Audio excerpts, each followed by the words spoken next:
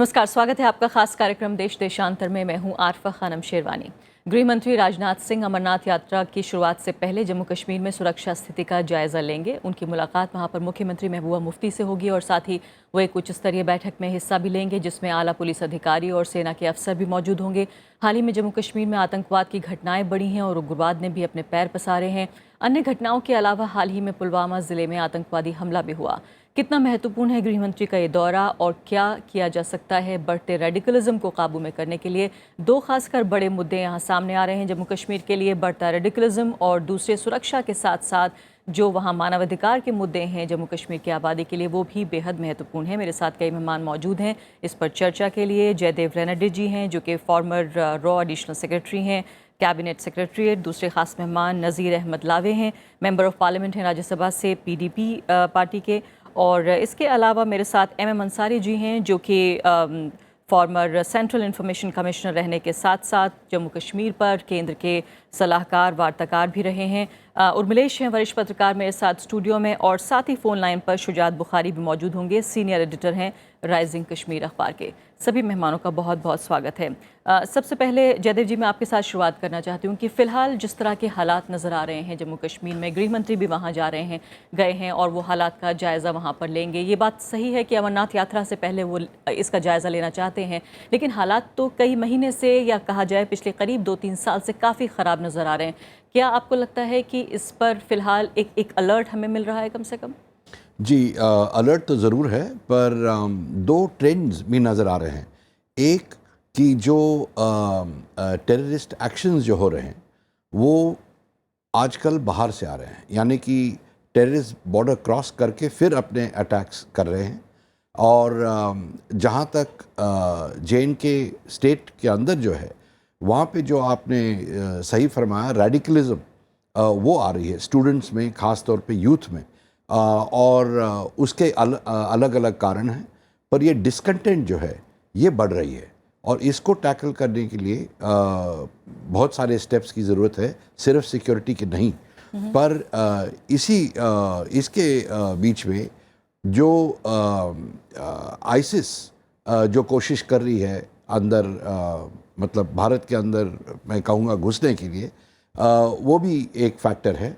कश्मीर में अभी तक तो काफ़ी कम है, कुछ ख़ास नज़र नहीं आया, पर बाकी के जगह में वो कोशिश कर रहे हैं। और आपको पता होगा अभी एक मॉड्यूल भी उन्होंने पकड़ा है साउथ में। तो नाजुक हालत है और मेरे ख्याल से आपने 2-3 साल कहा, मैं कहूँगा 1 साल से पाकिस्तान ज़्यादा जोर लगा रही है। जब से चीन के साथ उनके संबंध और भी मजबूत हो गए, उसके बाद वो एम्बोल्डन हो गए। मैं आपसे ये जानना चाहती हूँ कि क्या इसके पीछे वजह ये है कि दिल्ली और श्रीनगर के बीच भी दूरियां बढ़ी हैं, जिस तरह से इस्लामाबाद और दिल्ली के बीच भी पिछले दौरान दूरियां बढ़ती नज़र आ रही हैं? क्या ये इन तमाम मुद्दों का एक कॉम्प्लेक्स हमारे साथ फिनोमेना हमारे सामने नज़र आ रहा है? वेल, अभी तो कोalition सरकार है JNK में, तो डिस्टेंस नहीं होना चाहिए। थोड़ी बहुत परसेप्शन में तो है ही, और काफ़ी सालों से है, वो अभी नहीं है। पर मेरे ख्याल से मैं तो ज़्यादा ये कहूँगा कि पाकिस्तान हुर्रियत के थ्रू ज़्यादा दबाव डाल रही है और टेररिस्ट एक्टिविटीज़ को स्टेप अप कर रही है। रेडिकलिज्म लोकल भी है और बाहर से एड किया जा रहा है हुर्रियत के through, but mainly domestic radicalism. जी, लावे जी, आप हालात को किस तरह से समझते हैं? आप सरकार का एक हिस्सा हैं, बड़ा हिस्सा है सरकार का, कि फ़िलहाल 1 साल की जो बात कही जा रही है, ख़ासकर जो कह रहे हैं जयदेव जी, इस पर आपकी क्या टिप्पणी होगी? क्या आप मानते हैं वाकई कि आपके रूल के दौरान जो है कहीं ना कहीं मिलिटेंसी भी ना कहें अगर, तो रेडिकलिज्म जो है वो बढ़ता हुआ नज़र आ रहा है, जो एक तरह से मिलिटेंसी की तरफ ले जा रहा है? देखिए, जहाँ हमारी सरकार जो बनी है पिछले 1 साल से, जब मुफ्ती साहब की क़यादत में आई, तो यहाँ जो फॉरेन इंटरफेरेंस है हमारे स्टेट में, जम्मू कश्मीर स्टेट में, जो पिछले 25 साल से चल रही है, उसमें एक ये मैसेज गई कि दिल्ली और जम्मू कश्मीर की स्टेट जो है वो आपस में जुड़ रहे हैं। क्योंकि अब दिल्ली पूरा लगता है कि दिल्ली पूरा कॉपरेटिव कर है जम्मू कश्मीर सरकार के साथ, क्योंकि PDP और BJP की सरकार जो चल रही है एक स्टेट में, इससे उनको लगता है जो फॉरेन इंटरफेरेंस है कि उनको तरक्की हो जाएगी जम्मू कश्मीर स्टेट में, और वो कभी ऐसे हरबे इस्तेमाल करते हैं कि ताकि वहाँ पर जो हालात जो है ख़राब होते रहेंगे। इन हालात को काबू करने के लिए हमारी सरकार जो सेंट्रल जो स्टेट की है वो सरकार की है, हमारे पूरी तरफ इसकी तरफ ध्यान है, हम पूरी तरफ इसमें मॉनिटर कर रहे हैं। क्या कोई भी एपिसोड जो हो रहा है उसके हम पूरी मॉनिटर करके फिर उसके खिलाफ एक्शन करते हैं। और जो जम्मू कश्मीर की सरकार इस वक्त है, ये उनको भी लगता है कि ये शायद रोज़ बरोज़ मजबूत होने वाले हैं। नहीं, आप सिम्टम्स की बात तो कर रहे हैं, यहाँ हम बात कर रहे हैं बीमारी की। ये जो बीमारी है, क्या उस पर आपकी नज़र है कि ऐसा क्यों हो रहा है, जड़ क्या है इसकी? देखिए, मैं वही कह रहा हूँ कि जो बीमारी जो आपको लगता है कि पिछले 1 साल से मिलिटेंसी बढ़ रही है, मिलिटेंसी उतनी वो तो अंडर प्रेशर है, मिलिटेंसी नहीं बढ़ रही है। जो मिलिटेंट वहाँ है, जो फॉरेन कंट्री से आए हैं वहाँ मिलिटेंट या कोई लोकल भी उसमें घुसे हुए हैं, उनको लगता है कि शायद हमारे दिन कम हो रहे हैं, उस वजह से वो सुसाइड बम या सुसाइड अटैक कर रहे हैं। इसलिए इसका पॉजिटिव जो हो रहा है कि उनका ख़त्म, क्योंकि आप ये कह रहे हैं कि मिलिटेंसी बढ़ नहीं रही है बल्कि दबाव में है, लेकिन आंकड़े यहाँ पर ये बता रहे हैं कि पिछले 2-2.5 साल में जो है लगातार आंकड़े बढ़ रहे हैं। जो लग रहा था कि एक तरह से खात्मा हो रहा है जम्मू कश्मीर में मिलिटेंसी का या उग्रवाद का, आंकड़े ये बता रहे हैं कि बढ़ रहा है। नहीं, देखिए, बढ़ रहा है। जो अटैक कुछ हो रहे हैं जिसमें हमारे कुछ नौजवान, फौज के नौजवान जो मारे गए, यहाँ पिछले मतलब 1-2 महीने जो हमले हुए वहाँ पर सुसाइड अटैक जो हो रहे हैं, उसके दूसरे पहलू में आप देखेंगे कि जो मिलिटेंट वहाँ हिट हो रहे हैं, जो कहीं कहीं जो काड़न में फंस जा रहे हैं या मर रहे हैं, उनका तादाद तो ज़्यादा है, मिलिटेंसी कम हो रही है, मिलिटेंसी बढ़ नहीं रही। जो वहाँ मौजूद थे उनका ग्राफ जो है वो ग्राफ कम हो रहा है रोज़ बरोज़ हमारे स्टेट में। अंसारी साहब, किस बात पे यकीन किया जाए? जयदेव जी जिस तरह से कह रहे हैं, उनकी भी पारखी नज़रें हैं, तजुर्बेकार उनकी निगाहें हैं, वो ये कह रहे हैं कि फ़िलहाल रुझान बढ़ता हुआ नज़र आ रहा है। आंकड़े भी ये बता रहे हैं कि रुझान बढ़ रहा है। जिस तरह से लॉ एंड ऑर्डर की भी सिचुएशन नज़र आ रही है, आतंकवाद भी थोड़ी देर के लिए अगर हम भूल जाएँ, जिस तरह की कानून व्यवस्था की जो स्थिति वहाँ पर बन रही है, वापस हेडलाइंस में आ चुका है जम्मू कश्मीर, क्या हम ये कह सकते हैं कि सब कुछ ठीक है? बिल्कुल कहीं भी ठीक नहीं है, लेकिन जो अभी हालात हैं उसको हमें समझने की एक कोशिश करनी चाहिए। पहली बात तो मैं ये कहूँगा कि ये जो आप कह रही हैं कि रेडिकलाइजेशन हो रहा है, आप इसको एलिनेशन क्यों नहीं समझते? इसलिए कि पिछले 60-70 सालों में अगर हम देखें तो पूरे भारत में कहीं का भी यूथ इतना बुरी तरह से सफ़र नहीं किया है जो कश्मीर में ऐसा हुआ है। और जो इन यूथ पॉपुलेशन को जो opportunities rest of the country में जो मिली हैं, हमारे और हिस्सों में मिली हैं, वो कश्मीर में नहीं मिली हैं। तो मैं समझता हूँ कि रेडिकलाइजेशन न कह करके अगर हम ये कहें कि वहाँ की यूथ का एलिनेशन हुआ है, चाहे जो भी वजह है, मैं उसमें अभी बाद में आना चाहता हूँ। और ये एलिनेशन जो है साफ यहाँ पे नज़र आता है कि जब हम ये देखते हैं, आपने कहा कि मिलिटेंसी के जो आंकड़े हैं वो बढ़ रहे हैं, और इसमें वो दिखाई दे रहा है कि जो पढ़े लिखे बच्चे हैं, इंजीनियरिंग और वो ग्रेजुएट्स हैं, उनको शामिल हो रहे हैं। सबसे बड़ा सवाल यही है क्योंकि यहाँ बेरोजगारी वाली दलील भी फिर ढह जाती है यहाँ पर। तो अब ये देखिए कि आज के इस यूथ को हम क्या दे रहे हैं वहाँ पे इंटरनेट नहीं है, SMS वगैरह की फैसिलिटीज़ नहीं है। और अभी जैसे हमारे सेंट्रल गवर्नमेंट ने एक फ़ैसला लिया कि मॉल्स वगैरह रात भर खुले रहेंगे, ताकि अगर आप देखें दिल्ली में खान मार्केट में तो रात के 2 बजे तक नौजवान लड़के लड़कियां बैठते हैं, चाय पीते हैं, खाना खाते हैं। और यहाँ पे सिनेमा हॉल वगैरह मिलते हैं जहाँ पे यूथ जा कर के अपनी एस्पायरेशंस को रियलाइज़ करता है। वहाँ पे इस तरह की कोई चीज़ नज़र नहीं आ रही है। तो मैं समझता हूँ कि अगर ये मिलिटेंसी आपको विदिन आ रही है और ये पढ़े लिखे नौजवानों में आ रही है, तो मैं समझता हूँ कि ये ताज्जुब नहीं है। उसको आप रेडिकलाइजेशन कह करके और ये कहें कि वहाँ के लोग जो हैं वो उनके मुद्दे कुछ और हैं या बाहर की फोर्सेस इसमें काम कर रही हैं। मैं ये नहीं कह रहा कि बाहर की फोर्सेस काम नहीं कर रही हैं, लेकिन मैं ये देख रहा हूँ कि यहाँ पे अभी आपने जिक्र किया PDP और NDA BJP की जो अलायंस है, उस अलायंस में बहुत सारे ऐसे मुद्दे हैं, हम एक एक पे बहस कर सकते हैं, बात कर सकते हैं। अगर हम देखें तो कौन सा इशू है जिसके ऊपर इन दोनों सरकारों ने, मैं आपसे ये भी जानना चाहूँगी आपसे कि कश्मीर की जो अपनी समस्या है, जो उनके अंदरूनी मुद्दे हैं राज्य के, वो अलग बात है, लेकिन क्या राष्ट्रीय मुद्दे भी हैं जो वो क्या असर डाल रहे हैं कश्मीर के युवाओं पर? ही मैं आपसे जानने की कोशिश करूँगी। और मिलेश, ये बताइए फिलहाल कि पिछले दिनों में जिस तरह से देखा गया है, इसको कहा जा रहा है कि न्यू एज मिलिटेंट्स हैं, ये 90 के दशक के बाद जो है, अब जिस तरह की कम से कम वो लोग जो हथियार नहीं भी उठा रहे हैं लेकिन विचारधारा के स्तर पर काफ़ी रेडिकलाइज नज़र आ रहे हैं, या MM अंसारी साहब उसको एलिनेटेड कह सकते हैं, एलिनेटेड नज़र आ रहे हैं। हमने देखा है जो फ्यूनरल है, अंतिम संस्कार है आतंकवादियों के, उसमें बड़ी तादाद में वहाँ पर युवा पहुँच रहे हैं। ये किस बात की तरफ इशारा करता है? देखिए, इसमें दो बातें बड़ी साफ साफ हैं इस वक्त कश्मीर में। मैं हाल के दिनों में भी गया था और जो मैंने महसूस किया उसको मैं आपके सामने रखना चाहता हूँ कि मैं अंसारी साहब की बात से सहमत हूँ कि ये ऐसा नहीं कि मिलिटेंसी का रिवाइवल है या सब कुछ रेडिकलाइज हो गए, सारे यूथ हो गए हैं, लेकिन नौजवानों में और यहाँ तक कि कश्मीर की आवाम में, मैं सिर्फ कश्मीर वैली की बात कर रहा हूँ, एक गहरा असंतोष है, एक गहरा आक्रोश है।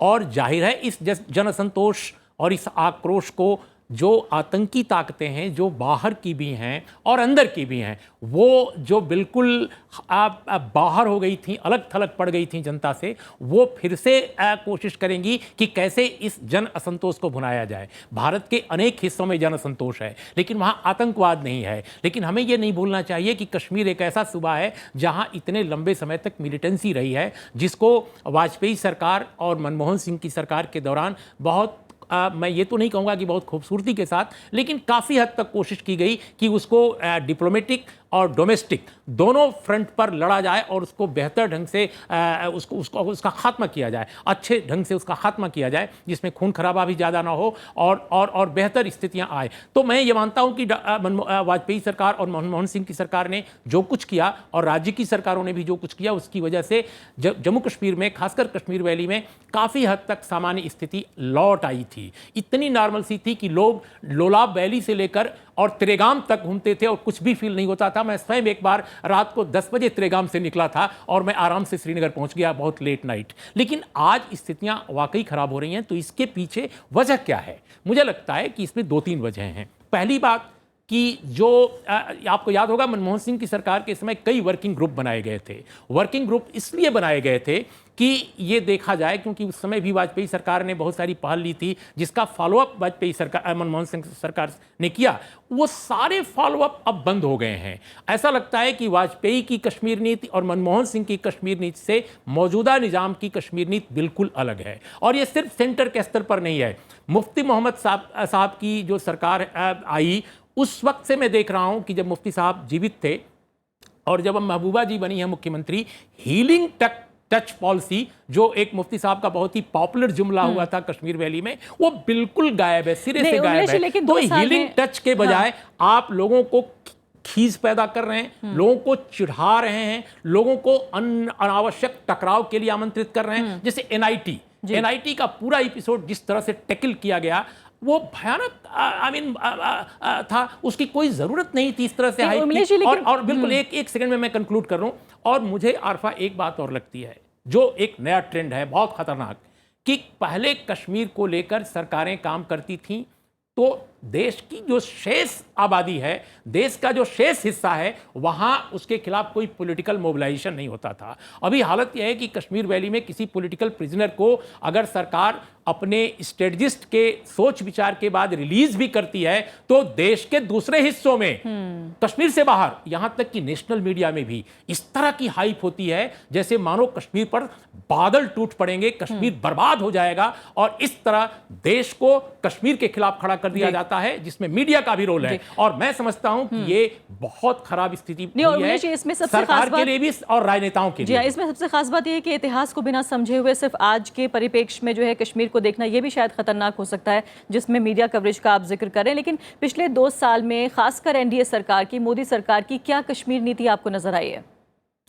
देखिए, मैं वही कह रहा था कि क्या कोई नीति मैंने है? वाजपेयी सरकार के दौरान भी कश्मीर में क्या क्या कैसे कोशिशें हो रही थी, डॉक्टर मनमोहन सिंह की सरकार में भी हो रही थी, सबको देखा है हमने। और यहाँ जितने लोग बैठे हैं सबने देखा है। अंसारी साहब स्वयं दिलीप पटगांवकर की अगुवाई में जो कमेटी बनी थी, जिसमें 3 लोग थे, उसके वो पार्ट हैं, वो सारी रिपोर्ट्स हमारे सामने है। मैं बस एक चीज़ जानना चाहता हूँ और आपके दर्शकों के लिए भी ये सवाल पूछना चाहता हूँ सबसे, कि भाई आखिर वजह क्या है कि जितने पहले के बेहतर काम हैं, चाहे वो वाजपेयी सरकार के हों, चाहे मनमोहन सिंह सरकार के हों, चाहे मुफ्ती सरकार के हों, मुफ्ती साहब की पहली वाली सरकार जब वो कांग्रेस के साथ अलायंस में थे, उनके जितने पॉजिटिव स्टेप्स हैं, इनिशिएटिव्स हैं, वो सब सिरे से गायब हैं। जी, लालू जी, इस बात का आप जवाब देना चाहेंगे? जी क्यों गायब है? वो सबसे बड़ी बात कह रहे हैं कि जो मुफ्ती मोहम्मद सईद की जो सबसे खास बात थी, जो हीलिंग टच को लेकर थी, जिसकी काफ़ी चर्चा भी हुई, शायद कश्मीर में उसको लेकर एक बड़ा समर्थन भी था, वो क्यों गायब है इस सरकार से? देखिए, जब मुफ्ती साहब अनएक्सपेक्टेडली उसकी डेथ हो गई, तो उससे पहले जो सरकार चल रही थी मुफ्ती साहब के नेतृत्व में, तो हम बड़ी अच्छी काम कर रहे थे। लेकिन उसके बाद जो हमारी पार्टी जो तो समझो उसमें डिप्रेशन आ गया, हमारी सरकार 2-4 महीने नहीं चली गई। उसके बाद जो हाल ही में आपने कल देखा होगा कि कल परसों ही हमारी चीफ मिनिस्टर साहिबा ने इलेक्शन जीत लिया। आगे जो होगा उसमें थोड़ा सेटअप लग जाते हैं, ये तो ऊपर वाले के हाथ में है, हमारे इंसान के हाथ में नहीं है कि मुफ्ती साहब अनएक्सपेक्टेडली चले गए। हमारा जो काम है वो हमारा कंसंट्रेट जो है वो मुफ्ती साहब की पॉलिसी पर है। हमारी जो सरकार जो है, जो हमारी इस वक्त कोलिशन सरकार है, हमें वही हीलिंग टच पॉलिसी, वही सरकार की जो उर्मिला जी कह रहे हैं कि वो गायब है, बल्कि चिढ़ाने वाली पॉलिसी हो रही नहीं। है। देखिए, उसने उम्मीद जी ने ठीक कहा। उम्मीद जी ने कहा कि जब मुफ्ती साहब चले गए तो हम ऑटोमेटिकली सरकार भी नहीं थी इन पावर, तो ऑन ग्राउंड तो सरकार नहीं थी। उस वक्त गवर्नर रूल था। गवर्नर रूल के बाद तो परसों ही हमारी चीफ मिनिस्टर साहिबा ने इलेक्शन जीत लिया। तो हम अब जो एक्शन जो होगा वो उन्हीं मुद्दों पर होगा जो मुफ्ती साहब ने बना के रखा। चलिए वापस आती हूँ मैं। शुजात बुखारी भी हमारे साथ फोन लाइन पर मौजूद हैं। शुजात बुखारी, ये बताइए फिलहाल कि गृह मंत्री के दौरे को आप कितना महत्वपूर्ण मानते हैं, और खासकर ऐसे दौर में जबकि हम चर्चा इस बात पर कर रहे हैं कि आंकड़े ये बता रहे हैं और जिस तरह की घटनाएं हमारे सामने आ रही हैं कि कहीं ना कहीं जो मिलिटेंसी है या रेडिकलिज्म है वो बढ़ता नजर आ रहा है। देखिए, जहां तक गृह मंत्री के दौरे का ताल्लुक है, मैं समझता हूं कि ये एक रूटीन है। गृह मंत्री को आना है। यहाँ पे कुछ अटैक्स हुए पिछले 1-2 हफ्ते के दौरान, तो स्टेट थोड़ी बहुत नर्वस होगी और वो आगे यहाँ पे उनको रिव्यू करना होगा। लेकिन मैं थोड़ा आपको कुछ और बताना चाहूंगा। जिस तरह से मैं आपके पैनलिस्ट को सुन रहा था कि रेडिकलिज्म हो रहा है, कोई साहब ये भी कह रहे थे कि आईएसआईएस भी कोशिश कर रही है यहाँ आने की। मैं समझता हूँ कि जो कश्मीर की जो इस वक्त की स्थिति है, और उसमें शायद जिस तरह से उर्मिलेश जी ने भी कहा कि जो हमने दौर देखा था 2003 से लेकर 2008 तक, जब हिंदुस्तान और पाकिस्तान के दरमियान आपस में रिश्ते उस्तवार हो रहे थे, नई दिल्ली और श्रीनगर के दरमियान भी एक डायलॉग प्रोसेस चल रहा था, तब तो हमने मिलिटेंसी में बहुत कमी हमको देखने को मिली। लेकिन 2008 के बाद जो एक पॉलिटिकल स्टेलमेट रहा है कि कश्मीर को आप सिर्फ लॉ एंड ऑर्डर और सिक्योरिटी प्रिज्म से देखें और ये कहें कि वहां पे कोई पॉलिटिकल इशू नहीं है ग्राउंड पे, तो उसकी वजह से यहाँ पे जो जी लगता है कि उनसे हमारा संपर्क टूट गया है। हम उनसे चर्चा को जारी रखेंगे। लेकिन जयदेव जी, मैं आपसे सवाल उठाना चाहती हूँ कि ख़ासकर जो एक बड़ी दलील कश्मीर की तरफ से आती है, जो वैली का हम जिक्र कर रहे हैं वहाँ से, कि जो एक्सेसिव मिलिटराइजेशन है जो पब्लिक स्पेसेस का, जो सिविलियन स्पेसेस हैं जहाँ सेना की तादाद उतनी ज़्यादा है जितनी कि नहीं होनी चाहिए, या उन जगहों पर भी सेना को लगाया जा रहा है जहाँ शायद लोकल पुलिस काम कर सकती है, इससे भी कहीं ना कहीं लोगों में गुस्सा और जिस चिड़ का जिक्र कर रहे हैं उर्मिलेश जी, क्या आप इस बात से सहमत हैं? ऐसा है, मैं 2-3 पॉइंट ज़रा सामने रखूं। एक, जो अंसारी साहब ने एलिनेशन जो शब्द इस्तेमाल किया, मेरे ख्याल से वो बहुत सेंसिटिव शब्द है और सही शब्द है। रेडिकलाइजेशन का फर्स्ट स्टेप है एलिनेशन। तो रेडिकलाइजेशन हुआ है कि नहीं हुआ है उस पर चर्चा हो सकती है। मेरे ख्याल से उस डायरेक्शन में चल रही है। कम से कम एलिनेशन हुआ है, एलिनेशन से थोड़ा ज़्यादा ही हो गया है मेरे ख्याल से, पर एलिनेशन ज़रूर है और मेरे ख्याल से उन्होंने सही जिक्र किया। दूसरी बात, जहाँ पे हीलिंग टच का सवाल है, इसमें 2 चीज़ें, या आपने मीडिया से शिकायत थी आपके, पर जो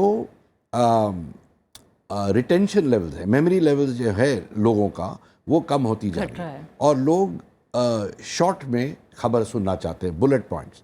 मीडिया भी उसको वही कर रही है और जल्दी से बता रही। और कम्युनिकेशन जो है पूरे देश में बहुत सतर्क हो गई है मोबाइल फ़ोन वगैरह के कारण, और जो एक पार्ट में होता है वो दूसरे पार्ट में भी असर होता है। तो मेरे ख्याल से we have to go with it. तीसरी जो बात है हीलिंग टच की, वो तो अब कोलिशन है JNK में। हीलिंग टच लोकल गवर्नमेंट को देनी चाहिए, वो उनका मेन रोल वही है। सेंटर जो मदद कर सकती है करेगी, पर मेरे ख्याल से लोकल गवर्नमेंट को करना पड़ता है। और शायद इससे बेहतर स्थिति नहीं हो सकती कि केंद्र में जो सरकार है वही पार्टी जो है वो साथ में भी है महाराष्ट्र में, इसीलिए डिस्टेंस नहीं है। लेकिन मैं आपसे इस सवाल का जवाब जरूर चाहती हूँ कि बार बार वैली से कम ये शिकायत आती है कि जिन स्पेसेस में आर्मी को नहीं होना चाहिए, अफस्पा का जिस तरह से इस्तेमाल हो रहा है, मानवाधिकारों का जो हनन हो रहा है, कहीं ना कहीं रेडिकलाइजेशन या एलिनेशन और गुस्से को हम इससे अलग नहीं कर सकते। क्या आप मानते हैं? इसमें 2 हैं कि जहाँ मिलिट्री को वेकेट करना चाहिए सिविलियन स्पेसेस, जैसे वो ग्राउंड्स वगैरह के बात थी, मेरे ख्याल से वो होनी चाहिए और थोड़ा एक्सेलरेटेड फैशन में होनी चाहिए। हाँ, पर जहाँ एस्पा वगैरह की बात है वो काफ़ी एक इनफैक्ट सीरियस डिबेट है, क्योंकि अगर आप फौज को वहाँ डिप्लॉय करते हैं और सिक्योरिटी फोर्सेस को डिप्लॉय करते हैं तो उनको भी कुछ कवर चाहिए, उनको भी कोई प्रोटेक्शन चाहिए, और उसका मतलब कैसा करना चाहिए, क्या प्रोटेक्शन देने चाहिए, ये देखा जाना चाहिए। फिलहाल शुजात discussion बुखारी हो हमारे सकती साथ फिर एक बार जुड़ गए हैं। शुजात बुखारी, आप रेडिकलिज्म की बात कर रहे थे और ये बता रहे थे कि क्यों ये सब कुछ उफान पर नजर आ रहा है। नहीं, मुझे नहीं लगता है कि रेडिकलिज्म उस अंदाजे से है या उस तरीके का है जिस तरीके से इसको बाहर पेश किया जा रहा है। यहाँ सबसे बड़ी प्रॉब्लम जो मैं समझता हूँ ये है कि यहाँ कश्मीर की जो पॉलिटिकल मसला है, जो पॉलिटिकल इश्यूज हैं, उनको इग्नोर किया जा रहा है। और खासतौर से जब से ये गवर्नमेंट बनी है, आप पाकिस्तान के साथ बेशक बात करना चाहते हैं, आप बाकी चीजें, जैसा कि मैं पहले कह रहा था कि आप एक मॉडल ले लीजिए 2002 और 2008 का जो प्रोसेस, एक टू वे प्रोसेस चल रहा था दोनों मुल्कों के दरमियान और श्रीनगर और दिल्ली के दरमियान, आप उसके नताइज देखिए और उसके नताइज आपके सामने हैं। क्या यहाँ नॉर्मलसी भी थी, यहाँ पीस भी आ गया, सारी चीजें आई क्योंकि people had reposed faith in that process. लेकिन आज की डेट में आप कहते हैं कि नहीं, कश्मीर में कोई समस्या है नहीं। जी, तो फिलहाल जिस तरह से बात कर रहे हैं शुजात बुखारी, साफ तौर पर ये कह रहे हैं कि समझने की ज़रूरत है कि जो समस्या की जड़ है उसको समझना ज़रूरी है, बजाय इसके उसके लक्षणों पे बात हो। उर्मिला जी, फिलहाल आपको किस तरह के हालात आगे बढ़ते हुए नज़र आ रहे हैं? बात ये भी हो रही है कि सरकार कहीं ना कहीं डी रेडिकलाइज करने का भी जिक्र कर रही है, बात कर रही है, कोशिश कर रही है, लेकिन इसको एक ग्लोबल मुद्दे के तौर पर भी जोड़ा जा रहा है कि पूरी दुनिया में जो है रेडिकलाइजेशन हो रहा है यूथ का, और इससे कश्मीर नहीं बच सकता है। नहीं, देखिए, मैं ऐसा नहीं समझता, क्योंकि कश्मीर का जो मसला है वो पूरी दुनिया, खासकर दुनिया के कुछ हिस्सों से उसको जोड़ना ठीक नहीं होगा, क्योंकि कश्मीर में जब लेकिन इंटरनेट की दुनिया में जहां आइडियोलॉजी और डॉक्ट्रिन जो है उसका फैलना इतना आसान हो, ऐसे में क्या हम बच सकते हैं? नहीं, मैं आपकी उस बात से सहमत हूँ, लेकिन वो तो दुनिया के बहुत ही जो शांत जगह हैं वहाँ भी उसका असर जा सकता है, लेकिन उसको छिटपुट माना जाना चाहिए। मैं कश्मीर को जब लेता हूँ तो इसकी जो अपनी समस्या है बहुत ही स्पेसिफिक है, और खासकर आईएसआईएस का जो जिक्र कर रहे हैं जयदेव जी, मैं उससे सहमत नहीं हूँ कि आईएस का वहाँ पर वो है। मैं बिल्कुल इसको शुद्ध रूप से कश्मीरी अवाम के असंतोष के रूप में लेता हूँ, और उसकी जो ग्रीवेंसेज हैं बहुत जेन्युइन है, जिसको एड्रेस करने की कोशिश नहीं की गई है, और ऐसा लगता है कि उसकी अगर अवाम की जो ग्रीवेंसेज हैं उनको एड्रेस कर दिया जाएगा तो भारत की राष्ट्रीय एकता और अखंडता पर खतरा आ जाएगा। ये जो सोच है, ये जो पर्सपेक्टिव है, ये बिल्कुल गलत है। जो राष्ट्र राज्य जो हमारा है भारत का, ये इसमें इसके राजनेताओं में और इसके नौकरशाहों में बहुत वर्षों से रहा है।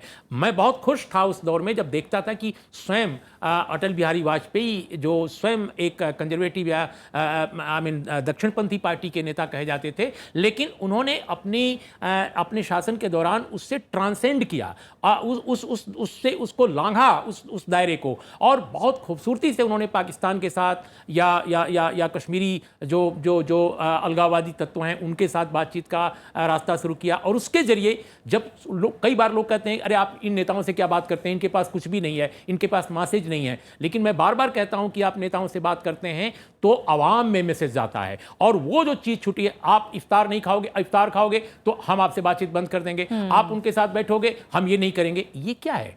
ये डिप्लोमेसी नहीं है। आप कहते हैं हम रेड लाइन खींच दिया है, अरे भाई डिप्लोमेसी में रेड लाइन कितनी बार खींचोगे? तो मुझे लगता है ये बेसिक मसला जो कश्मीर का है पर्सपेक्टिव का है, और आवाम के पर्सपेक्टिव से जब तक आप कश्मीर को नहीं देखोगे तब तक कभी आईएस का भूत आपको नजर आएगा, कभी किसी का भूत नजर आएगा। कश्मीर के लोग भारत के साथ रहने का फैसला बहुत पहले कर चुके, जब शेख मोहम्मद अब्दुल्ला ने कहा था कि हम डेमोक्रेसी और सेकुलरिज्म के साथ खड़े हैं और इसीलिए भारत के साथ हमारी एकता स्थायी है। मुझे लगता है यहां से प्रस्थान बिंदु बनाना पड़ेगा, और मौजूदा निजाम को भी कश्मीर को अलग ढंग से नहीं। मैं एक नारा एक बार सुनता रहा जम्मू में, मैं बड़ा चकित हुआ। उन्होंने एक नारा लगाया, दीवारों पर खड़ा है वो, दीवार दिल्ली में भी नारा है, तुम प्रेम से मांगोगे खीर देंगे, कश्मीर मांगोगे चीर देंगे।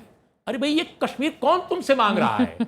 कश्मीर तो चाहता है शांति, वो चाहता है शेष भारत जैसी आजादी, वो चाहता है शेष भारत जैसा जनतंत्र। आप क्यों नहीं उसको दे सकते? अगर लोग कुछ नहीं देना चाहते तो उनको आइसोलेट करो, आवाम को जीतो, ये होना चाहिए, बड़प्पन दिखाओ। बिल्कुल। एम अंसारी साहब, लास्ट पॉइंट। बिल्कुल, मैं कैसे समझता हूँ alienation दूर नहीं, होगा? उर्मिलेश जी ने तो सब आपकी कुछ बात कह भी दिया कह दी। और मैं समझता हूँ बड़ी अच्छी बात कही उन्होंने और उस पर अमल करने की ज़रूरत है। लेकिन एक आपने बात उठाई थी Alienation को लेकर खास कर। एलिनेशन से और पिछले 2 साल में मोदी सरकार और पीडीपी सरकार ने क्या किया। मैं समझता हूँ कि उनके सामने जो एक अलायंस का एजेंडा है, अगर आप उसमें देखें कि बहुत सारी बातें हैं जिसमें करना है। ख़ास करके एक मुद्दा ये है कि वहाँ के तमाम लोगों से इरिस्पेक्टिव ऑफ आइडियोलॉजिकल डिफरेंसेस उनसे सबसे बात की जाएगी। लेकिन मैं समझता हूँ कि आज तक दिल्ली ने कोई इस तरह की शुरुआत नहीं की है। तो नहीं, पाकिस्तान के साथ मुद्दे अलग हैं, लेकिन कश्मीर के लोगों से जो बात करने का जो सिलसिला पीडीपी और बीजेपी के अलायंस में है उस पर कोई अमल नहीं हुआ।